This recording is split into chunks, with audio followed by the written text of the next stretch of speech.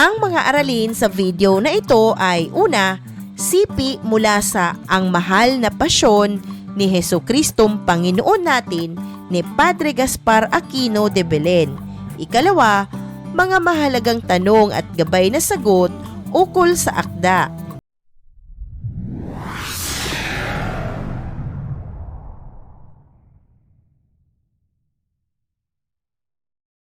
Iyong pakinggan ang salaysay ng sipi mula sa Ang Mahal na Pasyon ni Jesucristong Panginoon natin ni Padre Gaspar Aquino de Belen. Dito kita minamahal ng sariling palalayaw. Ikaw ang ibig kong tunay, di ko pinagsasawaan ng sinta kong walang tahanan. Dito kita pinipita ng buong palalasinta. Yaring muntikong anyaya, tanggap din magdali takat, pawendanganan ang ina. Dito kita kinukusa ng anyaya kong dakila, tapat na pagkakalinga, kung ikaw bunso'y mawala, sa aba ko ayang aba, di na ako magbalata at ikaw na ang bahala. Ay inang kawaway, sa lalaot mandinggit na, binabagyong walang tila. Dito kita nililiyag, ng sinta kong walang likat. Ako mandi nababagabag, dilan kasaraman ng palad, lungmagmak sa aking lahat. Dito kita kinakasi, ng budhing di masasabi, di ko maubos andi. Niring humbay kong malaki, pagsira ng iyong puri. Dito kita binabati, ng yokot malaking bunyi. Yaring hapis ko'y mawili, ang anak kita man ngani, Diyos karit puong hari. Dito kita iniibig, ng sinta kong walang patid. Yaring aking pananangis, ikaw ang linaw ng langit. Baguin ngayoy pawang dungis, dito kita ginigiliw, nang di daya kundi galing, na ako'y iyong alipin, kung tawagin mong inahin, kamatayan kumang dinggin. Dito ako napaaako, napatatawag ina mo, bungso ako'y paaano, saan ako magtututo, kung maulila sa iyo. Dito kita sinusuyo, pinakaaamo-amo, ikaw may di nalililo, tunghay ang luha kong lalo, dugong nagmula sa puso. Dito kita iniirog, ng paninintat pagsusnod, magpasubali kang loob, mabalino kat pasahot, sa susong iyong hinutot. O lagda ng mga santos, anakot anak ng Diyos, ikaw bagay aling buktot, aling salaring puyapos, ipapako ka sa krus. Dito kita iginagalang, ang malaking pagdarangal, di ko na bungso dadagdagan, sukat na ang iyong ngalan, turan ko't ipanambitan.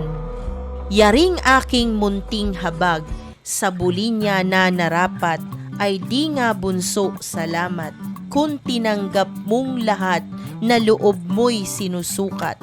Iyong napakinggan ang Mahal na Pasyon ni Jesucristong Panginoon natin ni Padre Gaspar Aquino de Belen.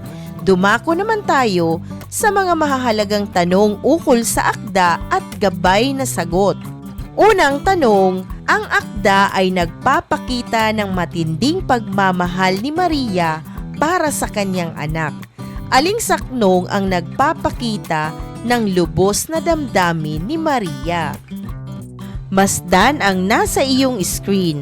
Ang mga saknong na ito ang masasabi nating nagpapakita ng labis na pagmamahal ni Maria sa kanyang anak.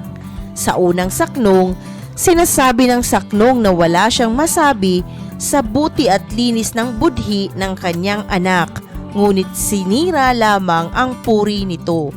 Sa ikalawang saknong, ipinapahayag ni Maria na ipinagmamalaki niya ang kanyang anak. Sa ikatlong saknong, inihahayag ni Maria ang pagmamahal niya sa kanyang anak na wala itong hanggan. Ito ang nagsisilbing dahilan ng kanyang buhay. Sa ikaapat na saknong, sinasaad na paglilingkuran niya ang kanyang anak hanggang sa huli kahit kamatayan niya pa ang kapalit. Sa huling saknong, ipinapahiwatig ni Maria na mawawalan siya ng direksyon kung sakaling ang kanyang anak ay mawala. Ikalawang tanong, anong damdamin ang namayani sa akda at bakit ito ang damdaming namayani sa akda noon? Ang maaari mong gabay na sagot ay ang damdaming namayani sa akda ay pagtangis at hinagpis. Bilang isang ina, masakit sa damdamin kung makita mo mismo ang iyong anak na nasasaktan. Tiyak na habang ito ay nagaganap, labis-labis ang sakit na kanyang nadarama. Ika nga, handa niyang ialay ang kanyang sariling buhay para sa kapakanan ng kanyang anak. Ikatlong tanong, anong kaugalian ng mga Pilipino ang ipinapakita sa akda? Ang maaari mong maging gabay na sagot ay ang kaugaliang Pilipino na naipakita sa akda ay ang pagiging mapagmahal sa pamilya ng mga Pilipino. Likas na sa ating mga Pilipino ang pagtatanggol sa ating pamilya, lalo na kung nakikita nating may umaapi sa kanila. Ayon sa ipinakita ni Maria na ipakilala niya rin kung ano tayo sa ating mga mahal sa buhay. Ikaapat na tanong, ano ang pangkalahatang mensaheng nais ipabatid ng akda? Ang maaari mong maging gabay na sagot ay mensahe ng akda sa lahat na mahalin ang mga magulang kahit ano pa ang mangyari. Ganon din ang mga magulang sa kanilang anak. Huwag nating ipagpalit sa anumang yaman. Huwag nating hayaang tayo ay mapahamak sapagkat may magulang tayong naghihintay sa tuwina. Isang mahalagang aralin muli ang iyong napanood. Maraming salamat sa panonood sa channel na Aralin sa Filipino. Huwag mag-atubiling mag-comment ng inyong tanong, suggestions o paglilinaw ukol sa aralin. Munting kahilingan sa iyong kaibigan, paki-like, share and subscribe para updated ka sa mga susunod pang bagong video ng Aralin mo sa Filipino.